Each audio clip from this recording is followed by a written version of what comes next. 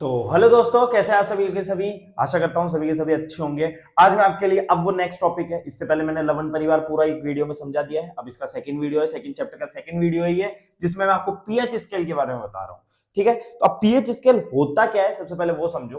PH scale की अगर अपन को डेफिनेशन पूछेंगे तो क्या होगा, किसी विलयन में उपस्थित हाइड्रोजन आयन की जो सांद्रता है ना, हाइड्रोजन आयन की सांद्रता। बताओ, हाइड्रोजन आयन का इनसे कनेक्ट किया अम्ल से जाके, तो अम्ल क्या था, जो जल में विलय होकर हाइड्रोजन आयन जो दे रहा था, वही है ना। ठीक है, सांद्रता जो है किसकी, हाइड्रोजन आयन की जो सांद्रता है, ज्ञात करने के लिए एक स्केल विकसित किया गया। एक स्केल विकसित किया गया जिसे क्या बोलते हैं अपन, पीएच स्केल, है ना। अब इसका जो स्मॉल पी है ना, स्मॉल पी है, वो जर्मन भाषा का एक शब्द है जिसे पोटेंस यानी कि पुशांश, है ना, लिया गया है, जिसे पावर बोलते हैं। पावर यानी कि शक्ति, जिसका अर्थ होता है शक्ति। ध्यान रखना।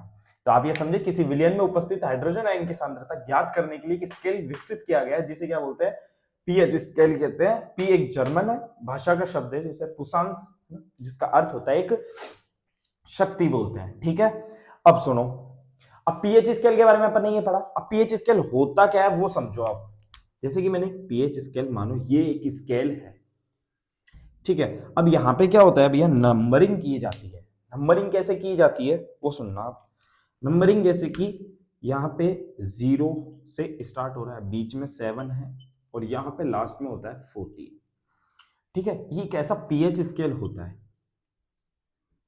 अच्छा, पीएच स्केल हो गया, इतना समझ गए। यहाँ पे एक पीएच स्केल हो गया जो कि 0 से 14 मार्किंग तक का होता है। ठीक है, अब होता क्या है पीएच स्केल में, ये जो 0 से लेके यहाँ पे जो 6.9 है, यहां तक अपना माना जाता है अम्लीय। क्या माना जाता है, अम्लीय। अम्लीय यानी कि एसिडिक। क्या माना जाता है, एसिडिक माना जाता है। अच्छा, और यहां पे आता है एक 7.1 जो कि 14 तक, वो क्या माना जाता है, वो माना जाता है क्षारीय। क्या माना जाता है, क्षारीय, जिसे बोलते हैं बेसिडिक। अच्छा, ये तो चीज समझ गए, लेकिन ये जो 7 रह रहा है वो क्या करेंगे। अब ये जो 7 है वो होता है उदासीन। क्या होता है, उदासीन बोला जाता है। यानी कि आप, अगर आपसे पूछा जाए अम्ल का जो पीएच है वो किस किस के बीच में होता है, वो होता है भैया 0 से 6.9 तक। और क्षारीय का कहां से होता है, 7.1 से 14 तक। अच्छा, उदासीन का क्या पीएच हो गया, 7। अगर वही चीज जो उदासीन है उसका पीएच कितना होगा, 7 होगा। अच्छा, अब मैं आपके सामने कुछ ये पहले ही लिख के लेके आया हूं, ठीक है ना, जिनके पीएच के मान आपसे पूछे जाते हैं। अच्छा, जैसे जठर रस है ना। जठर रस क्या होता है, 1.2, यानी कि 1.2 हो गया, इसका मतलब ये अम्लीय प्रकृति का है। ठीक है, नींबू का रस जो कितना है उसका 2.2 होता है, ये भी एक अम्लीय होता है, यानी कि खट्टा होता है।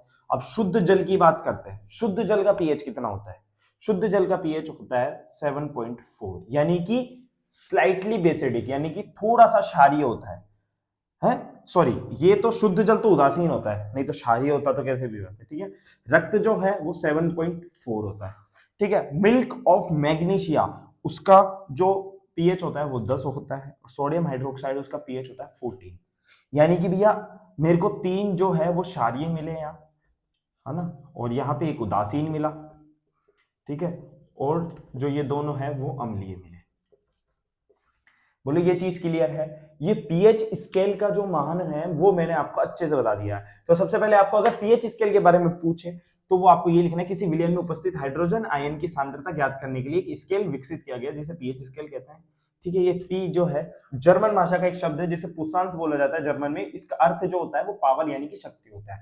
स्केल क्या है, स्केल का 0 से 0.6 तक, 6.9 तक अम्लीय होता है, 7.1 से 14 तक क्षारीय होता है, 7 जो है उदासीन होता है। ठीक है, अब जो आपकी बुक में दे रखे हैं वो जठर रस है, जठर रस 1.2 है, नींबू का रस 2.2 है, शुद्ध जल जो है 7 होता है, उदासीन होता है, तभी अपन आराम से पी पाते हैं। रक्त जो है 7.4 का पीएच होता है, मिल्क ऑफ मैग्नीशिया 10 होता है, सोडियम हाइड्रोक्साइड जो है 14 होता है। अब मैं आपको पीएच स्केल के बारे में बता तो दिया हूं, लेकिन अब इसके कुछ दैनिक महत्व दे रखे हैं आपकी बुक में, वो जरूर आप पढ़ना। ठीक है, अगर आप कमेंट करोगे तो मैं उसकी भी वीडियो अलग से ला दूंगा, लिखना ही पड़ेगा बस वहां पे, वो आप बुक से भी देख लेना। ठीक है, उसमें कुछ टॉपिक्स है जो मेरे पास लिखे हुए हैं, कौन कौन से हैं वो, पहला है पौधे एवं पशु वाला, ठीक है, और दूसरा है उपज में महत्व, तीसरा है पाचन तंत्र में, और चौथा है जो पीएच परिवर्तन के कारण दंत क्षय होता है वो है ना। तो आप ये जो चारों टॉपिक है वो आपकी बुक में देखना, पीएच के मान के लिए दे रखा है, उसके हिसाब से उस पर भी थ्योरी आती है, ठीक है। अगर ये चीज आपको सही लगी हो, समझ में आ गई हो, तो वीडियो को लाइक कर देना और चैनल को जो है वो सब्सक्राइब कर देना। Thank you so much for watching, thank you.